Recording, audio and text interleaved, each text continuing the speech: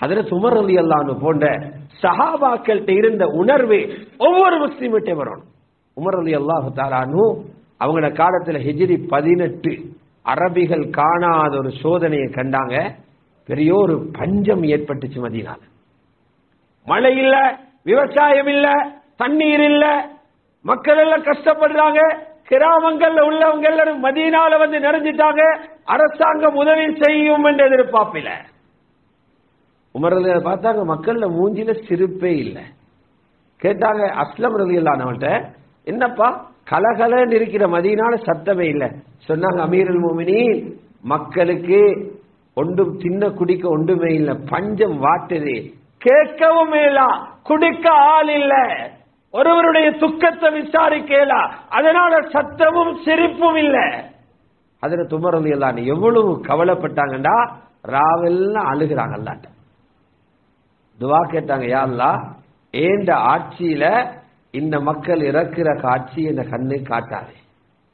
Abdullah Umar சொல்றாங்க, அழுவாங்களாம், ராவைக்கு கையை தூக்கி அழுது அழுது அழுதிருப்பாங்க.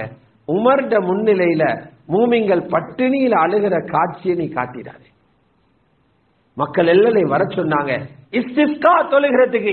அந்த தொழுகையிலையும் கையை உயர்த்தி அழுது அழுது அழுது துஆ செஞ்சுட்டு ரசூலுல்லாஹ்வுடைய சாச்சா ஹஜ்ரத் அப்பாஸுடைய கையை பிடிச்சு, யா அல்லாஹ், இவர் ஒரு வயோதிபர், இவர் தீனுக்கு நிறைய தியாகம் செய்தவர், நீ உதவி செய்ய என்று கேட்க அல்லாஹ்ட உதவிகள் கொஞ்சம் கொஞ்சமாக வர ஆரம்பிச்சு. எவ்வளவு காலம்?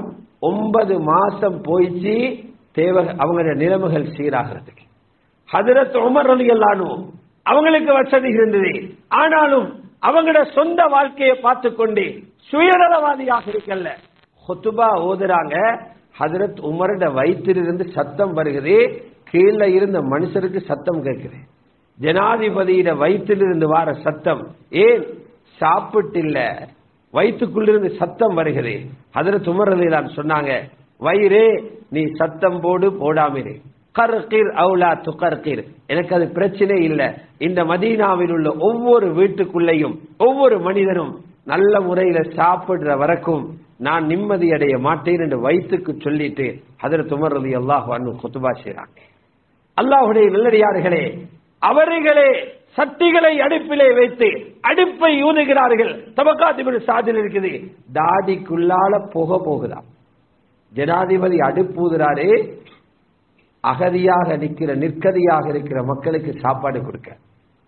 நானும் நீங்களும் வீட்டில் நிம்மதியாக சாப்பிடலுமா? அந்த மக்கள் இன்னொருவருடைய தயவை எதிர்பார்த்திருக்கும் போது 8-9 மாசத்துக்கு பின்னால் நிலைமை சீரடைஞ்சு மக்கள் போற நேரம் மக்கள் ஹஜ்ரத் உமரை பார்த்து அழுகிறாங்க, ஹஜ்ரத் உமர் மக்களை பார்த்து அழுகிறாங்க. இது அன்றிருந்த தலைவர்களுடைய மாண்பு. ஆகவே இன்று ஏற்பாடுகள் எல்லாம் செய்யப்பட்டிருக்கிறது. வெள்ள நிவாரணத்துக்காக இந்த மஸ்ஜிதாலையும் ஏற்பாடு செய்யப்பட்டிருக்கிறது. ஜமியத்துல் உலமா அதில் சம்பந்தப்பட்டிருக்கிறது. ஆகவே அனைவர்களும் நாங்கள் இப்படியாவது சிந்திக்கலாம். வளமையில ஒரு மாமிசத்தை சாப்பிடுறோம், ஒரு மீனை வாங்கி சாப்பிடுறோம், அதுக்கு ஒரு 1000-2000 செலவாகுது. இன்றைய நாளில அல்லது நாளைய தினம் அந்த இறைச்ச மாமிசத்தை நிறுத்திட்டு ஒரு சோத்தையும் மரக்கறியும் சாப்பிடுவோம். இந்த மாமிசத்திர காட்சி ஒரு கஷ்டவாளியிட வயிற்றுக்கு உணவாக போகட்டும் என்று சிந்திச்சா அல்லாஹ் உங்களோட செல்வத்தில் எவ்வளவு பெரிய பரக்கத் செய்வார்.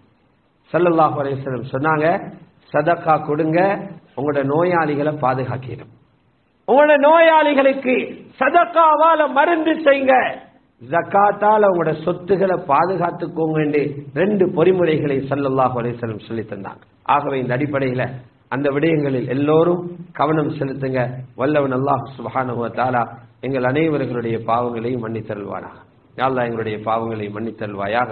பூரா உலகத்தில் உம்மத்தில் உள்ள முஸ்லிமான ஆண்கள் பெண்கள் அத்துணை பேருடைய பாவங்களையும் மன்னித்தருள்வாயாக. யா அல்லாஹ், யாரெல்லாம் பாதிக்கப்பட்டிருக்கிறார்களோ அந்த முஸ்லிம்களுக்கு நீ அவசர உதவி செய்து அவர்களுடைய கஷ்டங்களை சிரமங்களை நீக்கி வைப்பாயாக. யாரெல்லாம் உயிர் நீத்தார்களோ அவர்களை ஷுஹதாக்களாக கபூல் செய்து உயர்ந்த மேலான பதவிகளை ஜன்னத்துல் ஃபிர்தௌஸ்லி அவர்களுக்கு நசீபாக்குவாயாக. எதிர்காலங்களில் தாங்க முடியாத இது போன்ற சோதனைகள் கஷ்டங்கள் வருவதிலிருந்து எங்களையும் எங்களுடைய சந்ததிகளையும் எங்களது முஸ்லிம் சமூகத்தையும் இந்த நாட்டையும் உலகத்தையும் நீ பாதுகாத்தருள்வாயாக. வ ஆகிரு தஅவானா